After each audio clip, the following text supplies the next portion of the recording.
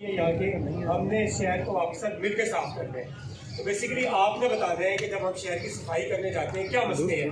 अपने एमपी साहब ने जी सर आज के सेशन में हम एक और करना चाह रहे थे कि हम एक नया सिस्टम लेके आ रहे हैं कि जो बुरा काम करेगा, ख़राब करेगा, उसको हम आहिस्ता आहिस्ता अपने सिस्टम से बाहर निकालेंगे।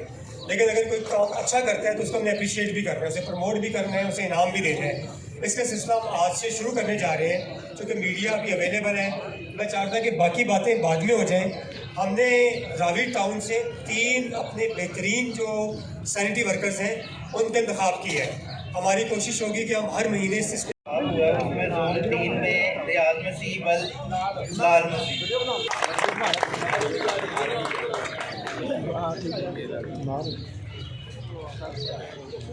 सामने सामने जान क्या कर रहे हैं।